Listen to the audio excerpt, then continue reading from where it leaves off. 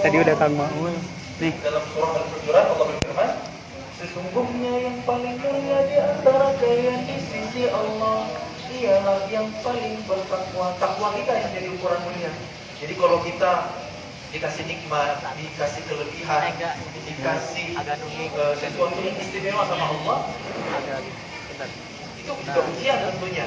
Kapan lulusnya? Ketika dia bersyukur, ketika dia berbagi, ketika dia jadi dermawan, ketika dia peduli dengan sesama. Kalau dikasih dengan kesulitan, kapan lulusnya? Ketika dia bisa bersabar.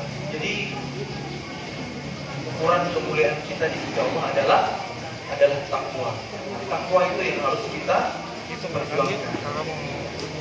Ayah bunda, adik-adik semuanya yang disayang Allah. Insya Allah nih calon-calon ahlul Quran semuanya ya. Kang Jamil mau cerita nih sama adik-adik. Tapi ceritanya singkat-singkat aja ya. Karena waktunya terbatas. Cuma sampai jam 9.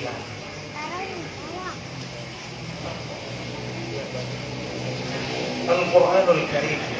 Quran itu mulia ya, sepakat ya.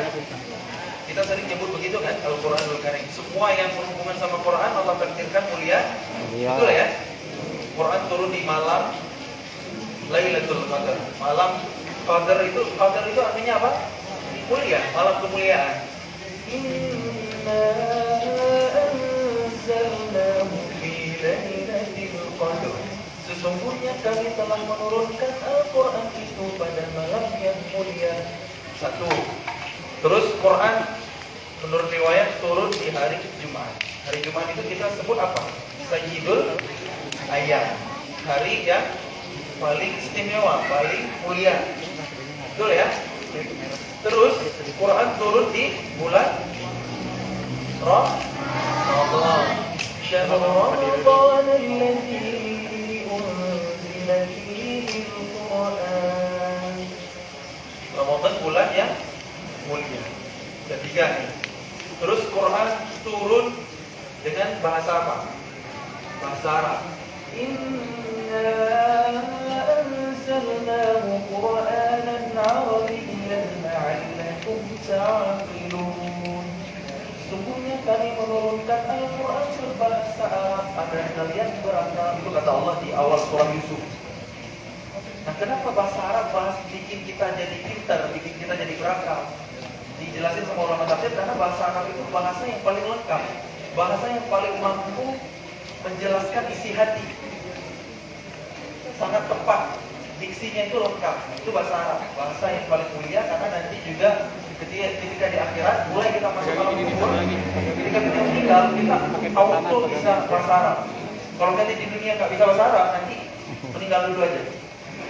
Habis mati bisa bahasa Arab. Karena pertanyaan malaikat bukan nakir nanti di kubur pakai bahasa Arab, bukan bahasa Sunda ya. Perlu nggak kita belajar hafal dulu dari sekarang? Marrobuka Allahu Rabbi. Nggak perlu ya, amal soleh aja. Amal soleh yang menuntut kita bisa menjawabnya. Jadi bahasa Arab itu bahasa Al-Quran itu bahasa Arab, bahasa pilihan Allah, bahasa penduduk surga. Bahasa yang mulia.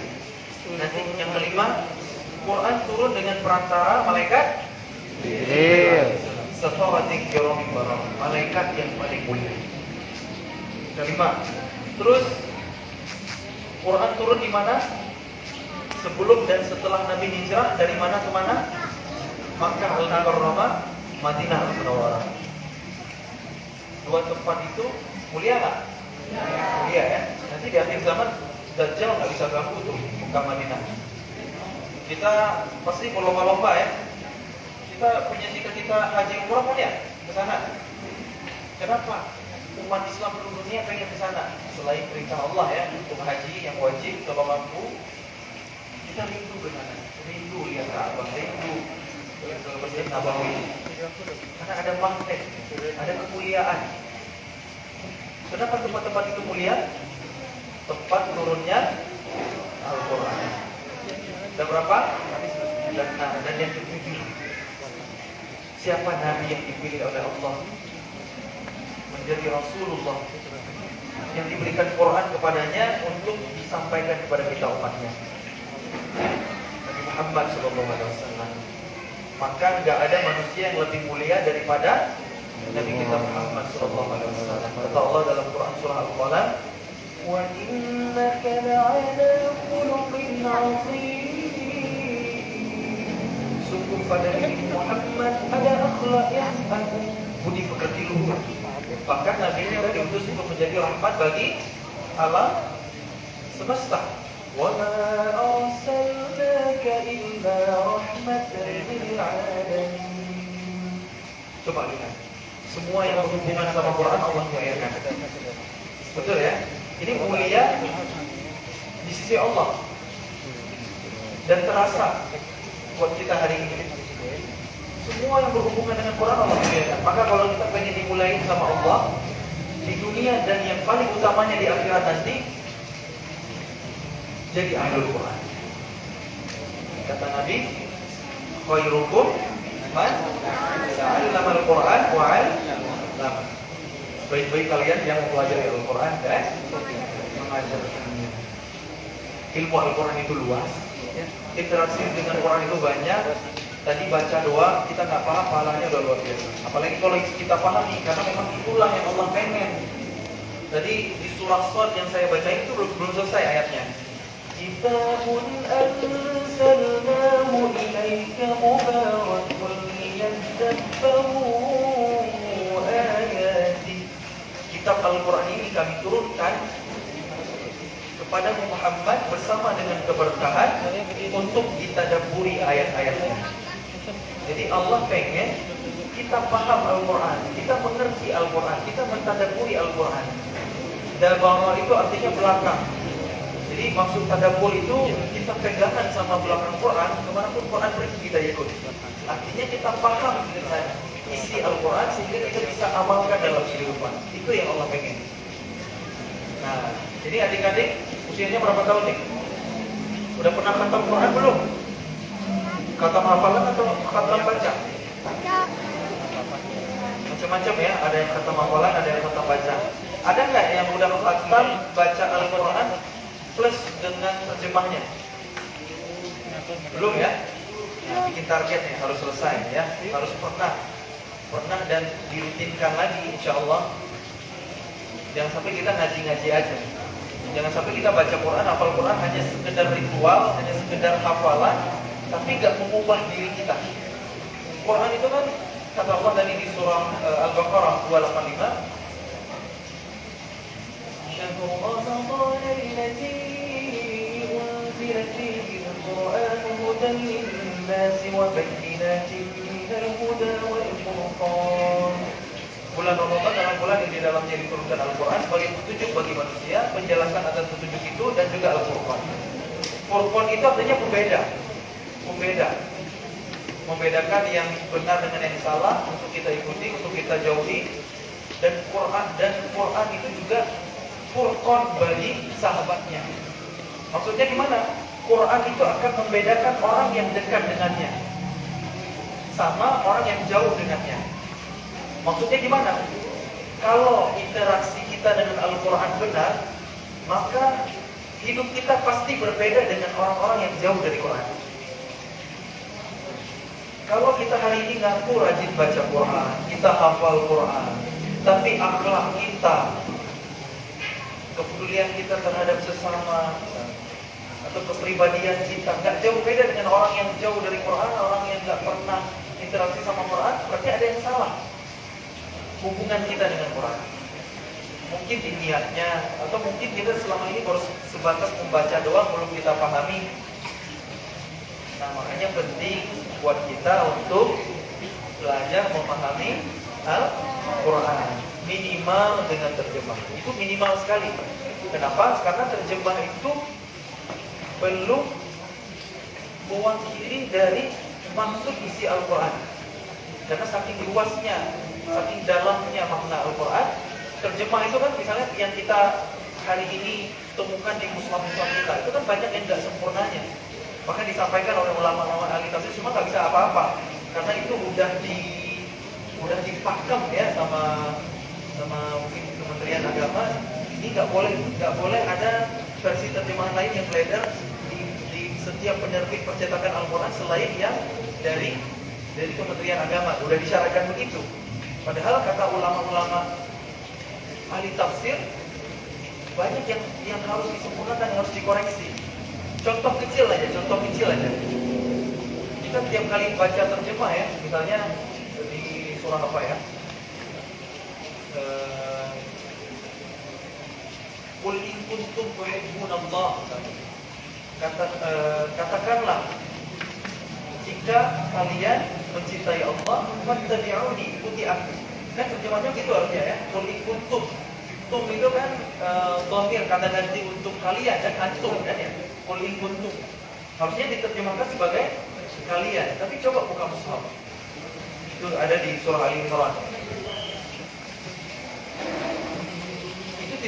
Kuntum itu diterjemahkan sebagai apa? Sebagai kamu. Katakanlah jika kamu mencintai Allah. Kamu itu satu kan ya? Itu dalam bahasa Indonesia. Jadi kata ganti kalian di terjemah kita itu selalu kamu. Nanti ketika Allah memanggil Rasulullah misalnya, wa innaka la'ala khuluqin azim, itu juga kamu di situ. Gak ada bedanya. Padahal kalau dari secara bahasa Arab beda kan? Orang yang banyak dipanggil banyak dengan dipanggil satu orang kan beda. Nah itu contoh kecil bahwa terjemah itu belum sempurna. Belum lagi yang lain-lain. Misalnya kayak laqad kana fi qasasihim ibratun li ulil albab. Sungguh pada kisah mereka. Jadi dalam Quran itu kan banyak kisah para nabi, kisah orang soleh, banyak sejarah yang Allah hadirkan kepada kita, yang isinya sepertiga dari Quran itu sejarah. La ibratun li ulil albab. Ibrah itu diartikan di terjemah kita sebagai pelajaran. Gak salah sih, karena itu supaya mudah dipahami. Padahal secara bahasa ibar itu itu artinya menyeberang. Menyeberang dengan pelajaran jauh gak? Jauh ya, tapi gak salah karena ini untuk supaya lebih cepat, lebih mudah dipahami. Jadi kenapa kisah itu jadi jembatan, jadi penyeberangan agar kita terhubung dengan masa lalu, kita ambil pelajaran di sana, dan kita menghadapi masa depan, menghadapi saat ini. Kenapa Allah hadirkan banyak kisah, banyak sejarah dalam Al-Quran? Karena sejarah itu selalu mengulangi dirinya. Gak ada yang baru di bawah terik matahari. Ketika perang Badar, Nabi Muhammad SAW dapat kabar Abu Jahal mati terbunuh. Rasulullah bersabda, Abu Jahal hadza Fir'aun hadhihi al-ummah. Abu Jahal itu Fir'aunnya umat ini. Fir'aun hidup di zaman siapa? Nabi Fir'aun. Musa ngantuk nih, ya, ngantuk nih. Fir'aun hidup di zaman Nabi Musa. Tapi kata Rasulullah, ternyata di zaman Nabi juga ada Fir'aun. Siapa? Abu Jahal. Itu contoh kecil bahwa sejarah itu berulang. Sama dengan kita hari ini, umat Islam lagi lemah.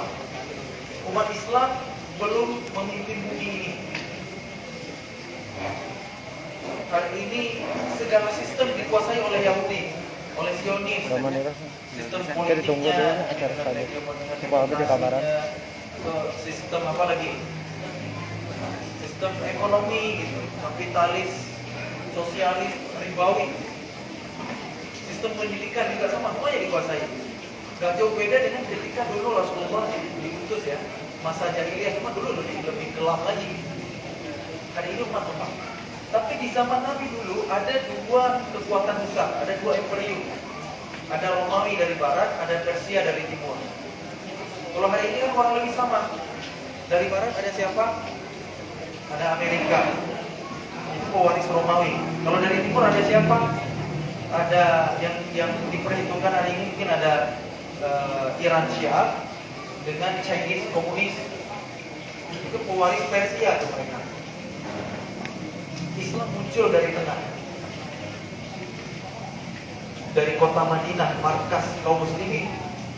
Nabi mendidik para sahabat dengan Al-Quran, mendidik generasi dari tunas dengan Al-Quran sampai melahirkan kekuatan yang mengalahkan Persia. dan nantinya juga mengalahkan Roma.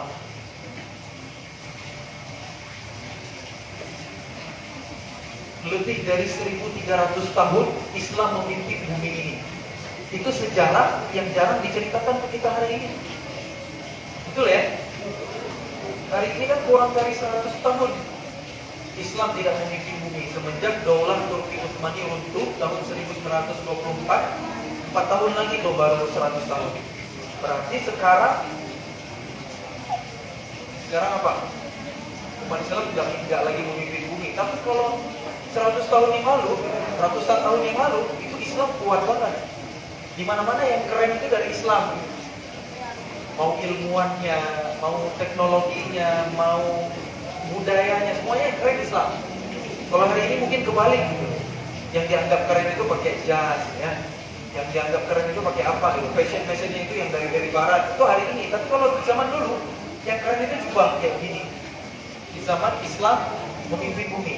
Kalau nggak percaya, sejarah universitas, sejarah kampus di dunia, perguruan tinggi, itu awalnya ada di Islam. Bukan dari Barat, bukan dari Amerika, bukan dari Eropa.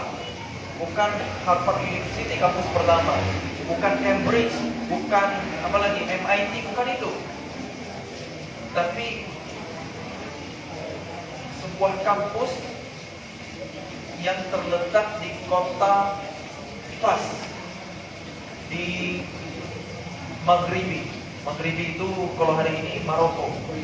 Maroko itu kan ujung Afrika. Ujung Afrika udah mau ke Eropa. Bayang peta kan? Udah belajar geografi kan? Belum ya? Anggap aja lah, adalah di sana ya. Jadi kampus pertama di dunia itu ada di Maroko. Dan yang bikin itu kaum muslimin. Sehingga seluruh dunia hari ini siapapun yang wisuda pakai yang namanya toga. Toga itu gimana bentuknya? Jubah bukan? Nah itulah pakaian kaum muslimin. Jubah. Jadi hari ini kita perlu belajar sejarah kita.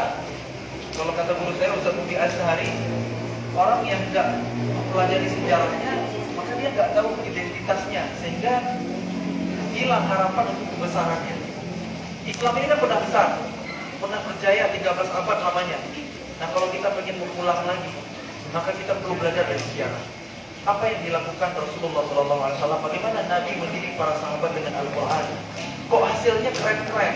Anak-anak muda di sekeliling Nabi itu hebat-hebat. Padahal usianya masih kecil, usianya masih belasan, tapi karyanya, kiprahnya itu luar biasa. Yang mungkin nggak kita temukan di generasi kita hari ini. 7 sahabat Nabi yang meriwayatkan hadis. Jadi hadis yang sampai ke kita hari ini ya, yang dari Sahih Bukhari, dari Sahih Muslim, dari Sunan At-Tirmidzi, dari Musnad Imam Ahmad. Itu jalur periwayatannya ke sahabat Nabi itu semuanya ngumpul di 7 orang sahabat. 4 dari Mekah, 3 dari Madinah. Yang 4 dari Mekah ini yang pertama ada Abu Hurairah radhiyallahu anhu yang memang asalnya dari Yaman, tapi ini di Mekah beliau. Abu Hurairah radhiyallahu anhu. Yang kedua ada Sayyidah Aisyah radhiyallahu anha. Yang ketiga ada Abdullah bin Umar, anaknya Umar bin Khattab. Yang keempat ada Abdullah bin Mas'ud. Keempat-empatnya ini anak muda, anak kecil bahkan. Coba mana yang tua dari 4 ini? Abdullah bin Umar, ayahnya aja Umar bin Khattab radhiyallahu anhu.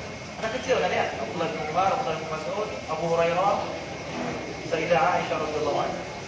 Ini anak muda semua, usianya muda semua.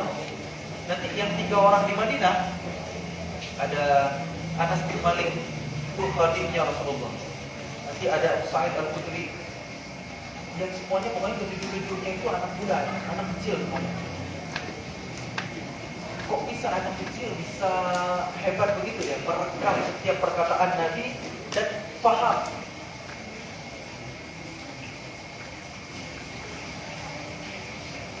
Ketika Nabi bilang ke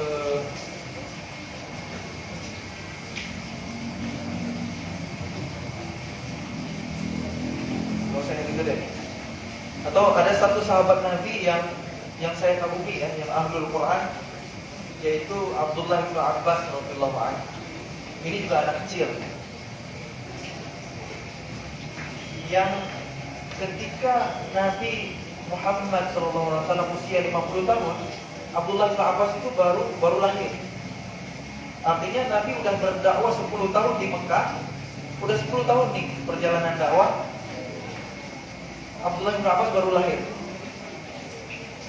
3 tahun kemudian hijrah ke Madinah. Telat kan ya belajarnya gitu. Baru lahir, gimana mau belajar? Baru lahir gitu. Baru lahir, ya belum ngerti apa-apa lah. Tapi coba bayangin, Abdullah bin Abbas yang ketika Rasulullah SAW wafat, berarti usianya berapa? 13 tahun ya? Ya cepat ya. Jadi lahir di usia Nabi 50 tahun, wafat di usia Nabi 63 kan ya? Berarti usianya 13 tahun. Abdullah bin Abbas itu adalah sahabat Rasulullah yang paling mengerti Al-Quran, yang paling paham ilmu tafsir. Coba bayangin anak kecil sehebat itu. Semua ayat mana yang turun siang hari, mana yang turun malam hari itu diketahui semuanya sama Abdullah bin Abbas. Bahkan kecerdasan Abdullah bin Abbas, ketika Abdullah bin Abbas usianya 16 tahun, ini berapa usianya? Berapa? 13. Nah ini berarti 3 tahun lagi ya. 3 tahun lagi itu usia Abdullah bin Abbas ketika dikasih tugas sama Amirul Mukminin, sama Umar bin Khattab saat itu menjabat sebagai Khalifah Khulafaur Rasyidin yang kedua. Saat Abdullah bin Abbas usianya 16 tahun diutus untuk sebuah misi. Misinya apa?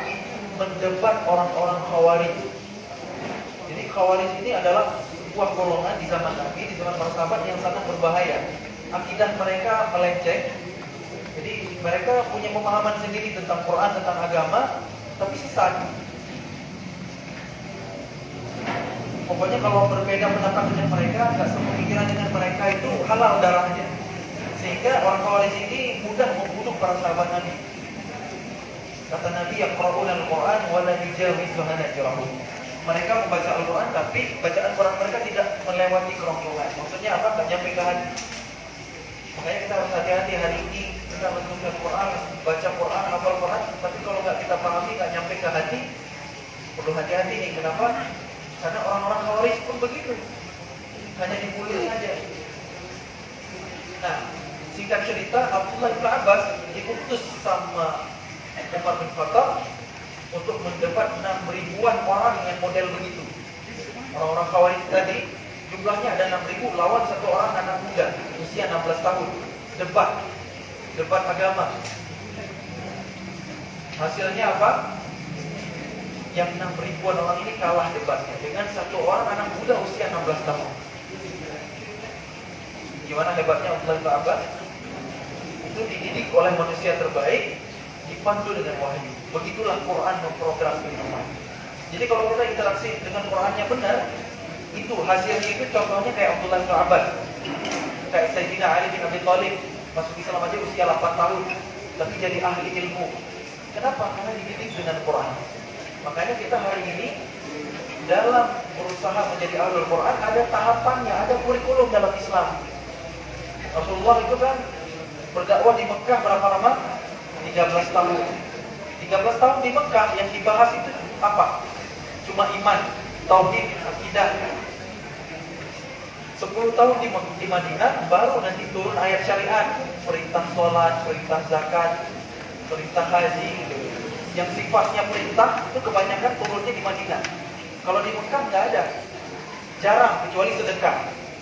Hanya sedekah yang turun di Mekah. Kenapa? Karena kebiasaan berbagi itu harus dibiasakan dulu, bahkan jauh sebelum kita dikasih kecukupan atau kekayaan sama Allah. Akan berbahaya sekali kalau kita dikasih kekayaan tapi kita nggak punya mental sedekah, nggak punya mental berbagi. Makanya ayat tentang sedekah itu turunnya di Mekah. Jadi di Mekah itu fase penanaman iman sebelum Quran. Ayat-ayat yang turun di Mekah, ayat-ayat Makkiyah itu kan bicaranya tentang apa? Tentang surga, tentang neraka, tentang akhirat. Supaya imannya kuat dulu. Dan ketika iman udah kuat, turun ayat perintah qalu sami'na wa ata'na. Kami mendengar dan kami patuh. Jadi kalau kita nggak mendidik anak-anak dengan iman nih, terus kita langsung ayo salat, ayo baca Quran, itu nggak akan kuat. Tapi ketika iman mereka sudah kuat, mau disuruh apa aja, amal soleh apa aja, mereka akan melakukannya. Kenapa? Dengan kekuatan iman. Karena iman itu adalah energi dalam beramal soleh. Makanya itu yang harus jadi concern kita. Apalagi kita hari ini kurikulumnya sangat jauh barangkali ya dengan yang dilakukan oleh Rasulullah kepada para sahabat. Maka itu kita perlu belajar lagi sirah. Kita perlu belajar lagi bagaimana Nabi mendidik generasi terbaik sehingga hasilnya seperti Abdullah bin Abbas tadi dan generasi-generasi yang mengikutinya. Sepanjang daulah Islamiyah muncul ilmuwan-ilmuwan hebat. Ada Al-Khawarizmi ahli matematika, ada Ibnu Rushd, ada Jabir bin Hayyan, ada siapa lagi, Ibnu Khaldun. Itu kan orang-orang hebat semua yang bukan hanya ahli Quran, bukan hanya ahli agama, tapi mereka ahli sains, ahli hukum, dan keilmuan mereka digunakan untuk memudahkan ibadah kepada Allah. Matematika untuk zakat, untuk faraid, ilmu waris, astronomi untuk menghitung kalender, untuk menunjukkan arah kiblat dan rasi bintang segala macam. Jadi selalu ilmu itu dikembangkan untuk memudahkan ibadah. Makanya berkah sampai hari ini masih dipakai. Beda dengan ilmu hari ini untuk mengejar materi. Kita belajar sekolah tinggi-tinggi, kenapa? Biar pekerjaannya baik, biar dapat gajinya besar. Kita beda kualitas karena beda orientasi. Jadi intinya Quran itu memprogram kehidupan. Seorang syekh dari Timur Tengah ya, Syekh Profesor Dr. Munir Ghobban menulis sebuah kitab yang berjudul Al-Quran Kaifa Yubarrijul Hayat. Bagaimana Quran memprogram kehidupan. Jadi ternyata Quran itu terbagi menjadi 3 tema besar berdasarkan urutan turunnya. Dari mulai Al-Alaq dan seterusnya, 38 surah, 38, totalnya 114, jadi temanya beda-beda. Sepertiga yang pertama adalah Islam an-nafs, tentang memperbaiki diri sendiri.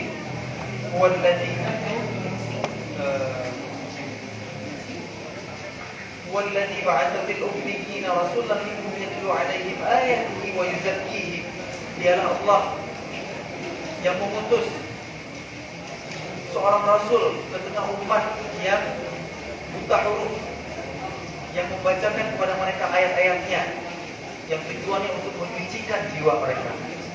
Jadi sepertiga isi Al-Quran yang pertama adalah tentang memperbaiki pribadi, memperbaiki diri sendiri, untuk menyucikan jiwa, tazkiyatun nafs, membangun keimanan, tauhid. Itu sepertiga Quran yang pertama. Ini nggak boleh lewat urutan. Nanti sepertiga yang kedua, Islah al-Mujtama, tentang memperbaiki masyarakat. Dan nanti sepertiga yang ketiga adalah tentang Islah ad-Daulah, memperbaiki negara. Surah yang pertama turun di sepertiga yang ketiga adalah surah Al-Mulk, yang artinya kerajaan. Jadi kalau kita ingin mengembalikan peradaban Islam, harus dimulai dari diri sendiri, kemudian ke masyarakat, kemudian baru ke level negara. Itu urutannya.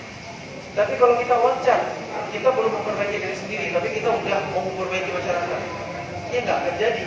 Apalagi kalau kita pengen jihad di konstitusi, pengen memperbaiki, membenahi negara, membenahi ekonomi, membenahi politik, makin jauh lagi.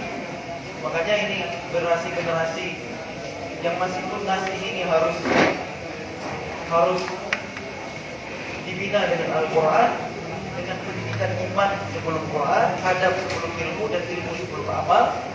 Nanti setelah itu mereka baru terjun di masyarakat, berdakwah, yang memperbaiki masyarakat. Nanti dari situlah akan muncul pemimpin yang akan memperbaiki bangsa, yang akan memperbaiki negara. Itu urutannya. Akan muncul orang-orang hebat yang keilmuan mereka itu berkah, digunakan untuk tolong agama Allah, digunakan untuk memudahkan ibadah.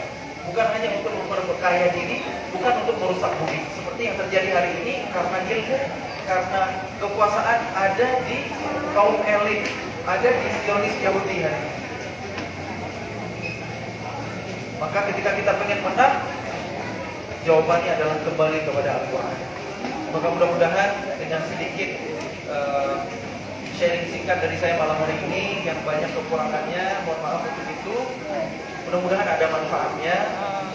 Ilmu yang bermanfaat adalah ilmu yang kita amalkan, bukan sekedar yang menjadi wawasan. Wallahu a'lam bishawab. Barakallahu fikum. Yang benar dari Allah, yang salah dari kebodohan saya semoga Allah ampuni. Untuk selanjutnya saya kembalikan lagi ke MC.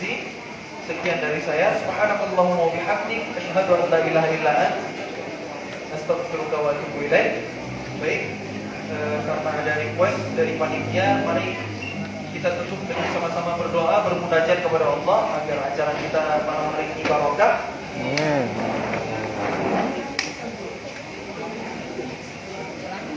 أعوذ بالله من الشيطان الرجيم بسم الله الرحمن الرحيم الحمد لله رب العالمين حمدا يوافي نعمه ويكافئ مزيدا يا ربنا لك الحمد ولك الشكر كما ينبغي لجلال وجهك الكريم وعظيم سلطانك اللهم صل وسلم على سيدنا محمد وعلى آله وصحبه أجمعين اللهم أحينا بالإيمان وأمتنا بالإيمان واحشرنا بالإيمان وأدخلنا الجنة مع الإيمان اللهم إنا نسألك رضاك والجنة ونعوذ بك من سخطك والنار اللهم إنا نسألك علما نافعا وعملا صالحا متقبلا ورزقا واسعا حلالا طيبا وشفاء من كل داء ونسألك توبة قبل الموت وراحة عند الموت ومغفرة بعد الموت اللهم هون علينا في سكرات الموت والنجاة من النار والعفو عند الحساب ربنا ظلمنا أنفسنا وإن لم تغفر لنا وترحمنا لنكونن من الخاسرين اللهم اغفر لنا ذنوبنا وذنوب والدينا وارحمهما كما ربيانا صغيرا ولجميع المؤمنين والمؤمنات الأحياء منهم والأموات برحمتك يا أرحم الراحمين ربنا هب لنا من الصالحين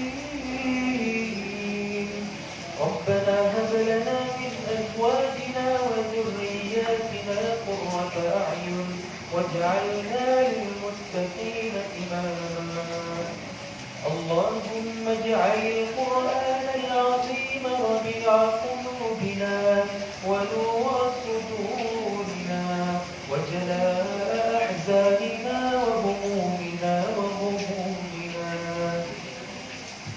اللهم ارحمنا بالقرآن واجعله لنا إماما ونورا وهدى ورحمة اللهم ذكرنا منه ما نسينا وعلمنا منه ما جهلنا وارزقنا تلاوته آناء الليل وأطراف النهار واجعله لنا إماما يا رب العالمين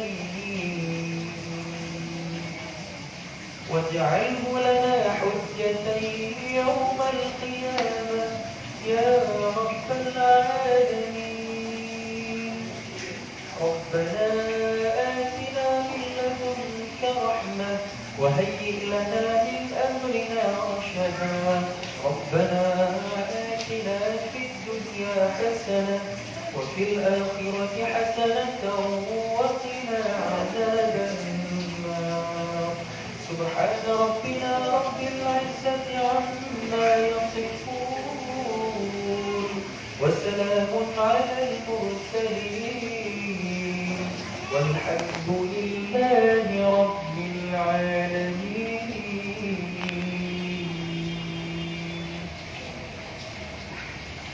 Billahi taufiq wal hidayah. Wassalamualaikum warahmatullahi wabarakatuh. Waalaikumsalam warahmatullahi wabarakatuh. Terima kasih kepada Ustaz Muzamil. Ustaz Muzamil boleh beri sebentar, ada sedikit oleh-oleh dari mana Kang Zainal bisa memberikan. Boleh kepada Kang Zainal persilakan ke depan. Bapak sa. Saya salah kostum, saya punya baju gini padahal. Jadi bohong. Dia berikan dulu kamera. Baik, Pak Kadi, alhamdulillah hari ini kita mendapatkan transfer terbaik dari Bunda kita. Belum deh. Bang Musa bin Hasbah.